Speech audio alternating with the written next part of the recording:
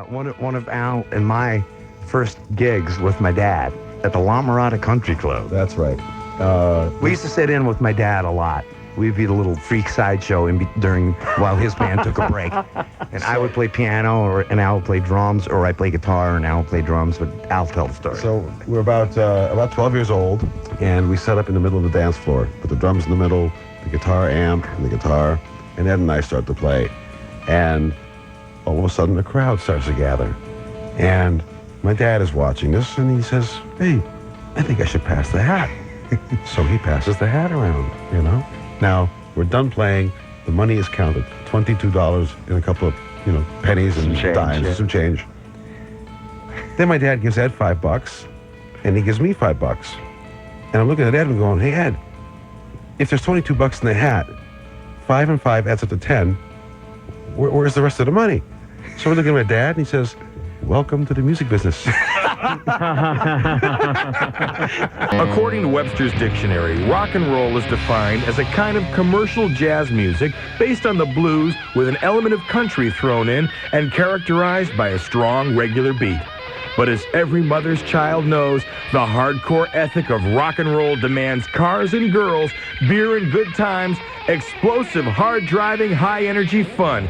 And that is what Van Halen is all about. I'm Tommy Nast, and over the next couple of hours, Eddie Van Halen, Alex Van Halen, and Michael Anthony will chronicle the history of their band from the early club days in Pasadena, California, through 2 singers and 11 albums to their forthcoming release, Best of Volume 1, which features 2 brand new songs. Van Halen will also set the record straight on the departure of Sammy Hagar and what the heck's been going on with them and David Lee Roth. Van Halen, Best of Volume 1, and the stories that go with it, coming up next on the Album Network. Well before Van Halen became a band, Eddie and Alex needed to get one thing straightened out between them. Who was going to play guitar and who was going to play drums? Our parents wanted us to be classical pianists, like Vladimir Horowitz, to be true, whatever.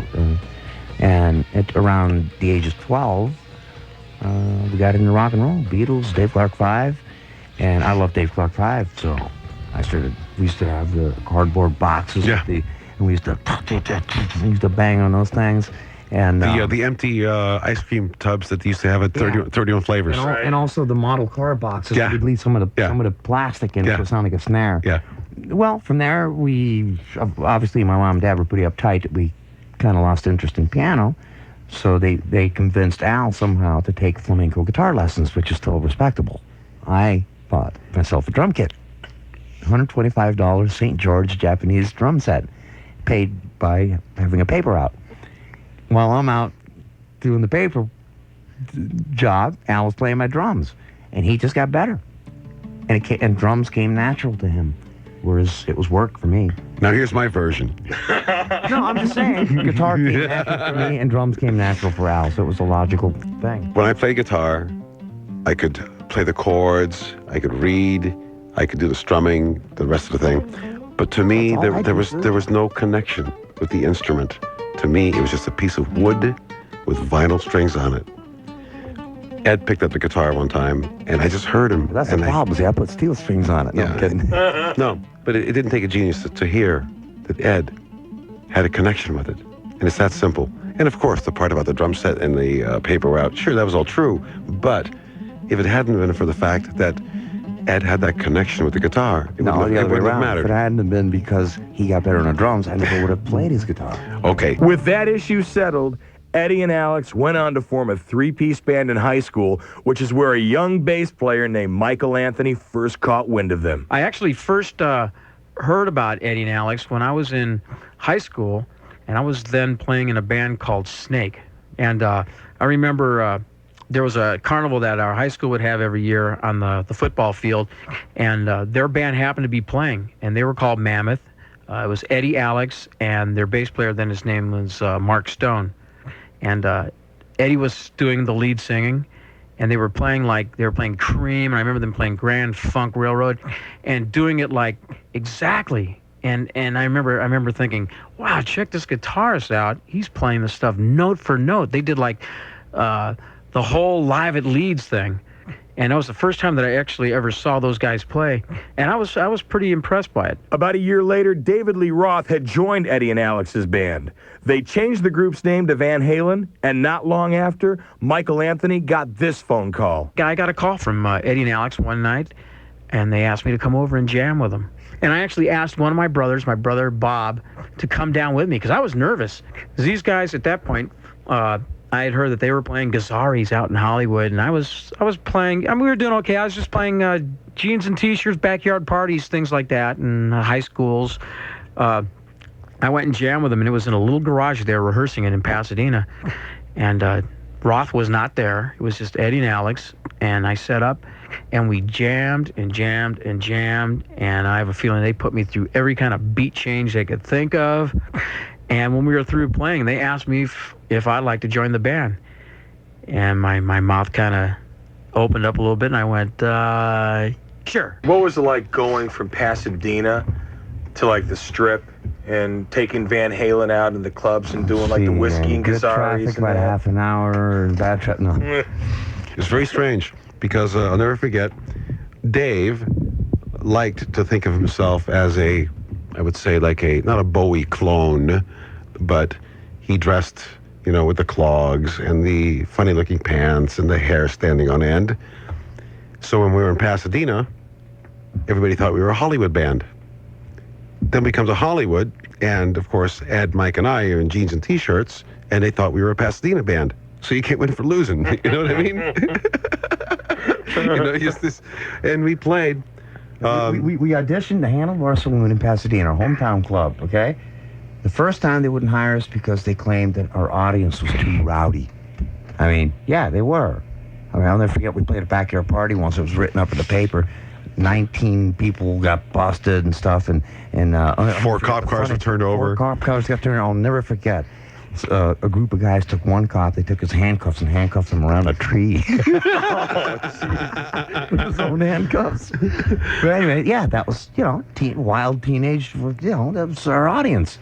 But again, and nothing. They wouldn't hire us for that, okay? Then we start playing Hollywood, and we come back, and then they say, no, you're too Hollywood. How did you guys build up a following in the early days?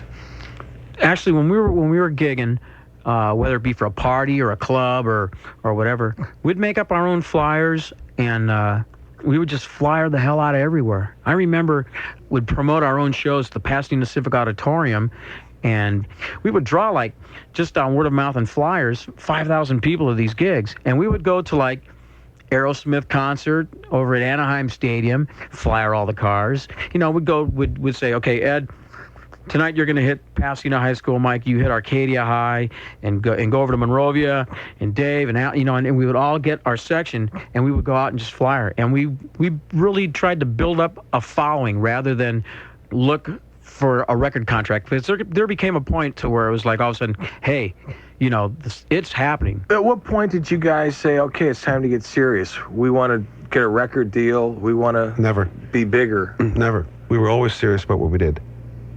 Yeah.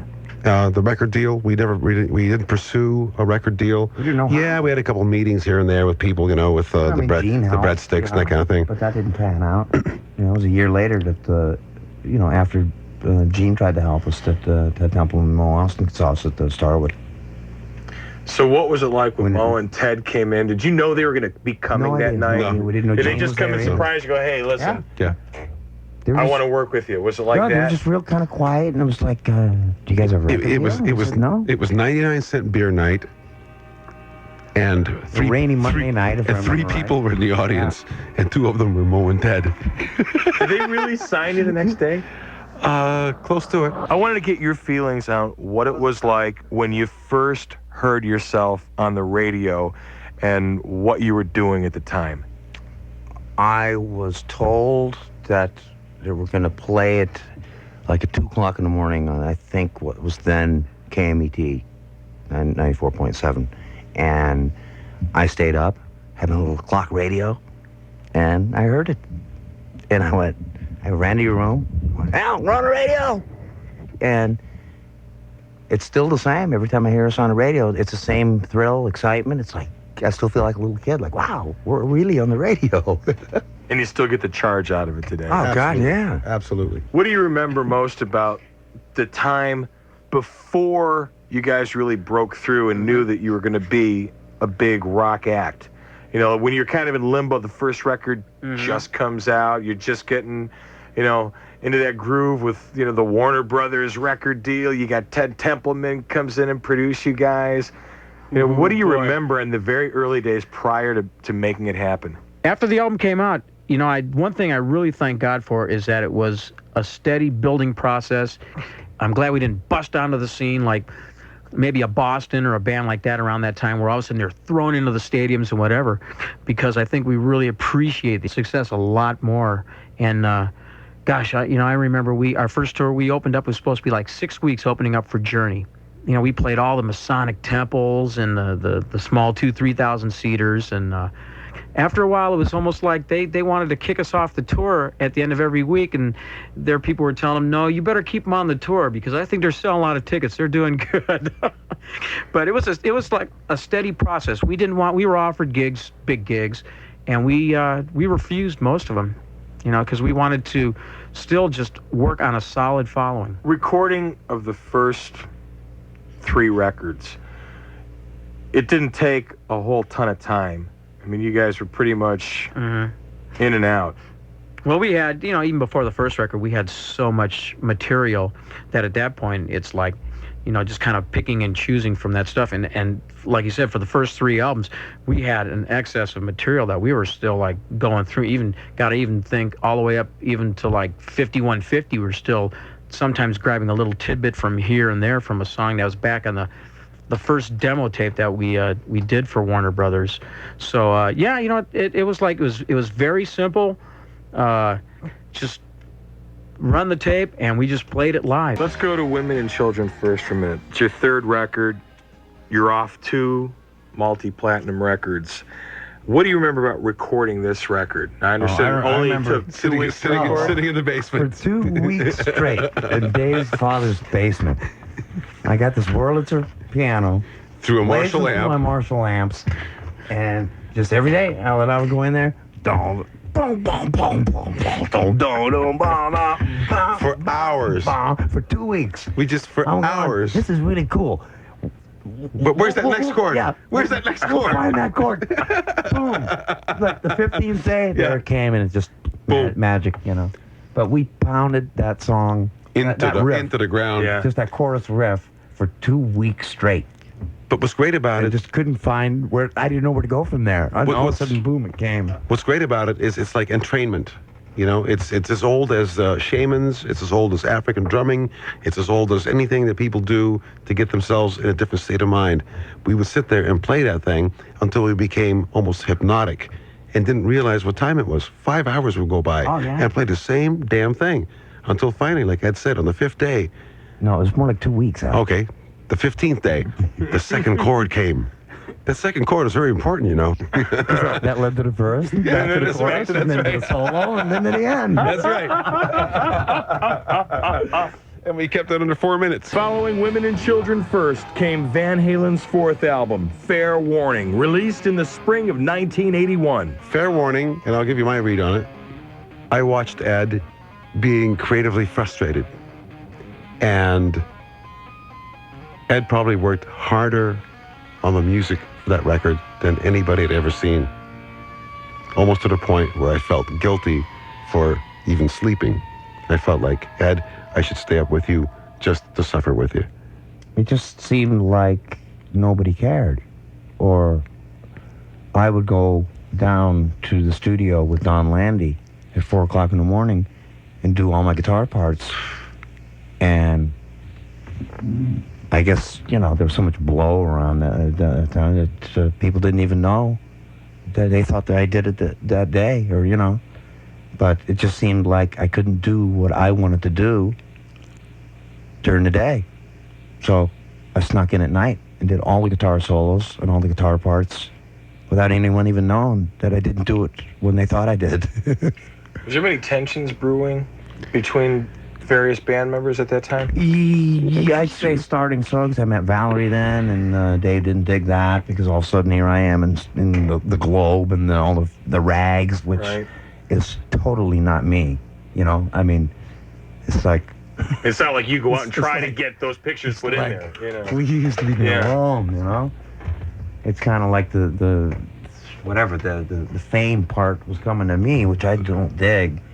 I just want to make music, you know, and it's what he wanted, and it just created tension. Yeah, it did. The only album not represented on Van Halen's Best of Volume 1 CD is Diver Down. Although that record was another platinum seller after its release in 1982, over half of the album featured cover songs, much to the chagrin of Alex and Eddie. You have to remember that there are a number of different people involved in making a record. There's the band, there's the producer, and there are the executive producers, and there are people at the record company. And when you first walk in fresh, it's not your place to sit there and tell these people what to do. Right, especially when you don't have a clue, you know, you're just going, And so, why is it going like this? And I so- didn't know what this Yeah. is how it was going to be. You know? so you respect Ignorance, you know. you respect what other people think is the right thing to do. And the old cliche used to be that if you take a song that was a hit in the past, you're halfway there. That's like being with a woman that's half naked, you know. But that was the basic philosophy. And again, you know, in a band where you're running things by committee, you have to be flexible. You know, there's not one person who calls all the shots. And if somebody wants to do a particular song, and we were all open to doing it, well, then we would give it our best shot. Al, And it's so damn diplomatic, it's making me sick. But anyway, Diver Down, our fifth record, had half cover tunes. And I had it personally up to here with it. That's why I built studio. I would rather bomb with my own music than make it doing someone else's music. So after the Diver Down tour, Eddie built the 5150 studio, and with the freedom to write and record whatever they pleased, Van Halen started working on their biggest record to date, 1984, which featured a new sound for the band, keyboards, and a #1 single with Jump. Where did you first come up with the riff, the keyboard riff? I bought myself a Prophet synthesizer, and before the studio was built, it was on the living room floor of that house, the old house. And I must have played that riff over and over so many times. I actually blew up 3 of those Prophet keyboards. All of a sudden, after an evening of playing it, smoke would come out of the damn thing. But anyway, I'm kind of a night person. That's when, you know, everybody's quiet and I can make my noise and there's not a lot of distraction. But that's another reason I started building a studio, is because Valerie's going, I'm trying to sleep. Shut up! And to hear the same riff over and over and over, you know, it just was driving her up the wall, you know. So I wrote it on the living room floor in there, and then it was the first thing that Don and I put down here when the studio was, when it worked, and did it with a Lindrum machine, just to show the guys, and then we tracked it. Was that a point when you decided, or the band decided, hey, we want to expand our horizons beside just, you know, guitar, bass, and drums? when you sit in this room and you crank the volume to 115 dB and Ed plays something, it either affects you or it doesn't. There's no talking that needs to be done. It was just there. I have film of when Ed first played Jump, and he played it for hours and hours on end. And it's just funny, the camera cruises around. You know, it's in its embryonic stage. But it had a magic to it. It didn't take a genius to figure out, hey, this is going to be a great song. How are the personal feelings going through everybody at that period? At that point in time, you could tell there was a little friction going on with Dave. It was around that time, or soon after the tour, that he worked on the EP that came out at California Girls, right. and there was growing tension within the band, and it was becoming more of a job than being fun. At some point, all of a sudden you get people that gain a little wealth, a little notoriety, and all of a sudden, ding, it goes right to their head. Just from my observation, Dave was he was pretty well caught up in the whole thing about what Van Halen was and how big we had grown. And I think that really contributed to the growing tension between him and the rest of the band. When did you start figuring out or feeling that Dave blindsided us because he was going to leave? He did that Crazy from the Heat thing, and I thought that would relieve some of his whatever creative tension or whatever was happening with him, and that he'd be fresh to come back and do another record. Instead, he quit. And we were in shock. With the sudden departure of David Lee Roth, Eddie, Alex, and Michael set out to pick up the pieces by finding a new vocalist. Were there other singers that came close to making the band before Sammy was decided upon? No, we didn't have an audition. No, originally what the plan was Ed wanted to make a record with a variety of different singers. Yeah, write all the music, have a different singer in each song. Yeah. I mean, I'd already written Right Now then, and asked Joe Cocker to sing on it. And this is where Ed and I are from opposite ends of the universe. I felt it was more important to keep a band intact, because to me, it seemed like a band can develop a relationship with an audience that you can grow with and stay with for a long time. Yeah, it would have just been a one-off project, as and we'd probably be finishing it up today with everyone's schedules, you know what I'm saying? So, yeah, Al convinced me, let's go on as Van Halen. And I may be even wrong, but... Thank God I had a piece of Italian car that broke down, and I was at Claudio's, and Claudio happened to just have gotten off the phone with Sammy, and I called him on a Friday from his shop, and he came down on Monday. We jammed. Hey, he could sing. We said, you're in. Were you concerned that your fans weren't going to accept Sammy and that incarnation of Van Halen? We weren't worried about it. I think our fans know what kind of people we are. All I know is that when we walked out of here excited, and, you know, basically I don't know if it's too selfish, but if we don't like it, we don't let it out. At the same time, that anybody who did not like the band the way it was obviously either a Roth fan. Yeah. And that's fine. Right. You know, you can't to please us it didn't everybody, matter. No. So you have to please yourself first, and then hopefully put it out and touch somebody with it. And if you just touch one person with it, mission accomplished. So was 5150 a tough record to make at all? No, it was just magic. It was just boom, you know, spark plug. What do you remember most about making that record? Drinking a lot of Schlitz malt talls and having a lot of fun. Yeah, I used to have a helmet that had the beer cans on either side with a little tube that runs out. Yeah. Good for one take. On the first tour that you did with Sammy, what was going through your mind? The first show that was the big, you know, tour, were you thinking, man, are we going to... what it was. Where was it? Shreveport. Oh, was it really? Yeah. Great memory. What I remember was that, during rehearsal, Mike and I, we don't do anything. I mean, we sing and play and just make sure we're hitting the right notes and stuff, but we don't run around like a bunch of lunatics like we do when we actually do play live. So we had no idea what Sammy, Mike, or I, all hell just broke loose on stage. I'm surprised nobody broke their neck.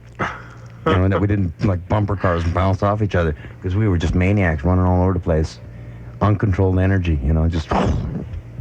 Was there a real synergy that happened then that you guys knew, hey, this will work live, we can do it now? Oh, we just knew that, period. I mean, even if we all just stood still, it would have worked. Was there anything that worried you at that point about what was going to happen with Van Halen, or did you just kind of go, hey, you can worry your life away. Yeah, you have no control over that kind of stuff. Yeah, it's not like, you do the best you can. There is no formula. There is no nothing. You make the best possible music you can from your heart and put it out there, and if they like it, they like it. If they don't, they don't. And you just keep writing. You know, I see so many people trying to analyze how to put a band together as if they were trying to plan the invasion of Normandy, you know, and it ain't like that. No. It's like today we did interviews all day long, and I won't even discuss what the questions were, but the bottom line is we're just a bunch of guys who like to make music, and we get a kick out of being with the people who we play for. It's that simple. A lot of focus has seemed to gone to lead singers in Van Halen, but a lot of focus may not necessarily go to somebody else that sings a lot, and that's Mike with his incredible background vocals and harmonies that you come up with. That is a real important element to the signature Van Halen sound. I think all the way from back to the first album, where it was actually Ed and myself that sang Mike and I. Those were the signature combination sound of Mike and I. Obviously, Mike doing all the high stuff. The combination has a certain quality to it that's part of the Van Halen. We make any lead singer sound good. No. Did you ever want to sing a song lead?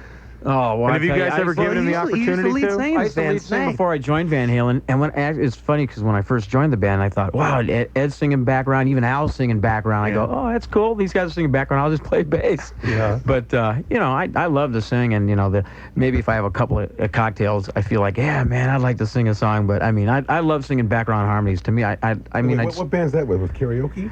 Mike, you and me in a karaoke machine anytime, buddy. I love that. You know Miss Okie? I know Carrie. No.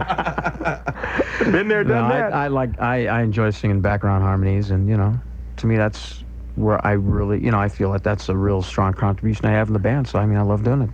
I remember coming in here when we were talking about Pound Cake, and you had the drill.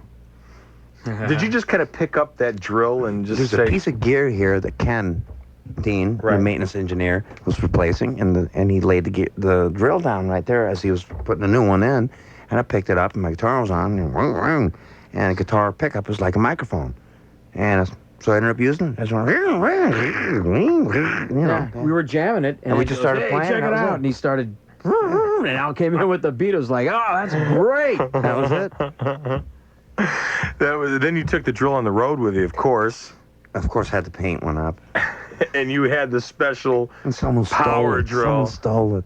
That's right, yeah. But yeah, I got it back. And it's funny because only this one would go to that particular pitch. The right RPM, Because, of course, they came out with a new improved version. Well, it didn't go as fast or whatever, so it wouldn't hit the right note. The lyrics seemed to take a different turn when Sammy was in the band compared to Dave.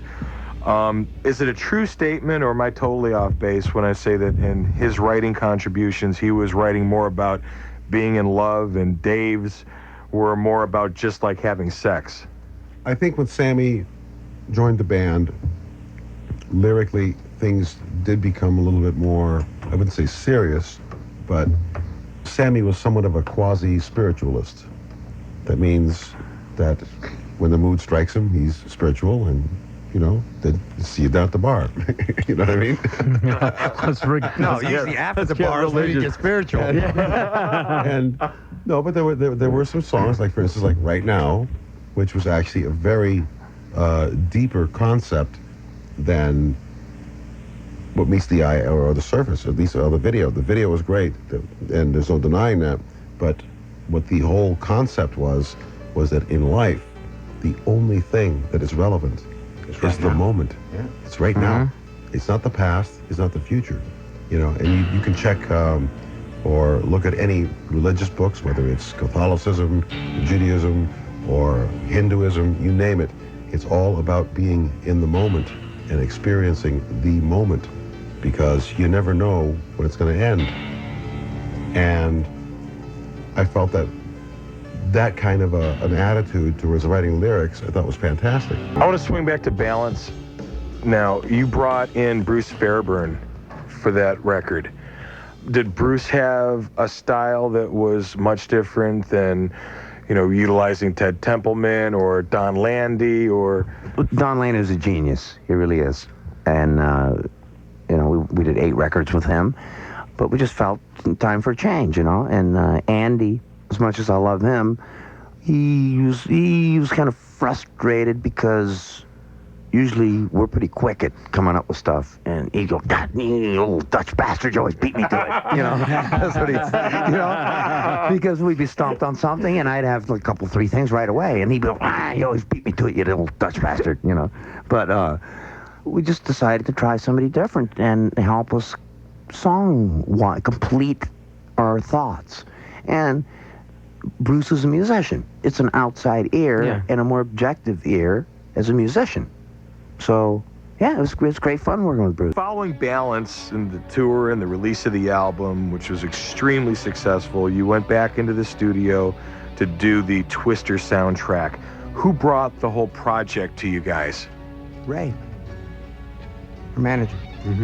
We were asked to go down and view the movie, and it was not originally to be a Van Halen project. It was just either me and Alex or whatever. And then Ray suggested, how about the whole band? And to my surprise, Sam committed while he was in Hawaii with a pregnant wife and soaking up the sun. And we had the tracks done 6 weeks before we could get him out here to sing. You know, I kept saying, Sam, why did you commit to this if you don't want to do it? Or, you know, and he even said to me, why is this so damn important to you? And I just went, what? Because we make music. Yeah, that's my life. You know? You know, to be able to do something. And they're good songs. You know, all you had to say was, hey, I'm not into it. The song, of course, was Humans Being, and it was destined to be the last recorded performance by Sammy on a Van Halen song. The disagreement you just heard was part of the growing tension between Sammy and the rest of the band. I think the best way to describe the whole situation is that when you have a room full of people, whether it's a studio or whatever kind of environment that you're trying to be creative in, you're bound to have differences of opinion, okay? Music is subjective. You know, there is no right, there is no wrong. Yes, sometimes chords that don't strike your fancy, you can tell, that one stinks, let's get rid of that one. But as far as the rest of it goes, whether it's lyrically or how a song should be structured, it's all subjective. When there is a person who is not open to being receptive and being part of the process, then all of a sudden things get out of round. Now you've got 3 people sitting in one corner and one person arguing. That was the beginning. Rather than going into particulars and painting a picture of, because Sammy's not here to defend himself, I think the simplest thing is that, like in a marriage, when they say there are irreconcilable differences, Yeah, it was that's one line. basically, Yeah, exactly. that's basically what it was. Yeah, the last conversation I had with basically him what it was, Sam, it can't go on like this. You know, you can't be a solo artist within a band. You have to be open like the rest of us are. No, we don't want you to be our puppet. Of course, you write the lyrics and do your thing, but be open to suggestion. And that openness of suggestion was closing and closing to the point where he wouldn't take anything from anybody. So, yes, finally, after reiterating about 11 times, me saying to him, Sam, in order to continue on, you need to be a team player. He finally copped to it and said, all right, I'm frustrated. I want to go back to being a solo artist. And he quit. End of story. That was it. And the last thing he said to me was, oh, we can remain friends, and if you ever change your phone number, please call me. And I said, you do the same. Good luck. And that was it. It was amicable. Okay? He puts out a press release saying that he quit, and then 3 days later in the calendar section, Sammy Hagar ousted, called into this. Turn the hat on, put the hat on backwards and start, You know? And I can't be a friend with a liar. I'm sorry. Sam, you lied. I'm Tommy Nast, and who would have thought that the day would come when Van Halen and David Lee Roth would get together again and record new music? Although it was a temporary situation, it happened, and here's Eddie to tell us how. I was playing golf with Rudy Laren, who's sometimes my guitar tech and also works for Roth. And I was playing golf with him, and he goes, oh, by the way, Roth wants you to call him. I went, oh, okay, same old story. You know, like, hey, he's got my damn number, tell him to call me. So anyway, Dave did call, and I returned his call, and he was, you know, he was informed by Carl Scott from Warner Bros. That we're putting out the best of. And, yeah, we basically apologized for the 2-year-old mentality of mudslinging at each other over the years, and we went on to discuss the packaging, whether it's 2 discs, 1 disc, with I told him I don't know much of anything right now, because Sammy just quit the band, and I don't know where it stands, and I'll let you know midweek, you know, when I speak to Ray, what's going on with it, if it's happening at all. And I ended up just stopping by his house, because I was in a neighborhood out that way, and we sat around and BS'd for a couple hours, and he seemed like a different guy than the old Dave. And I don't know, it's just one thing led to another, and then I had this harebrained idea, which I don't know if I should have ever brought up. The way it's turning out now. Ed, But I tell you, I never lied to the guy. Ed, it's, We were up it's part front. of life, I know. We were up front. This guy was putting the cart in front of a horse that didn't exist. Every other day I had to reiterate, Dave, we don't even have a song yet. And you're pulling a hamstring, getting ready for a tour. That is not going to happen. You know? I mean, he just, I don't know. What don't you understand? Dave? The N or the O? There was no It's like, misleading him. Absolutely. There was No, never a not point when it at was all. like, yeah, he well, we hears may what he tour. wants to hear. Absolutely And he wasn't hearing what he wanted not. to hear. Ed's favorite expression was, let's just take baby steps. Yes. We'll do one step at a time. We'll do the first song. And we didn't if even have a song yet. I know. And he's preparing for a tour. Yeah. I'm going, what tour? He said his bags were packed and ready to go. Go where? I just kept telling you, quit putting the damn cart in front of a horse that doesn't even exist yet. Otherwise, we ain't doing anything. The bottom line is, It was just a project. It was Everybody- a harebrained, stupid idea now that I think back on it. Basically, Tommy, that's how it well, started. actually, no, wait. I apologize to everyone. No, Ed. I beg to differ because 2 good songs did come out of it, and There you go. we did have some fun with the whole thing. What was it like recording Me Wise Magic? He was a trooper.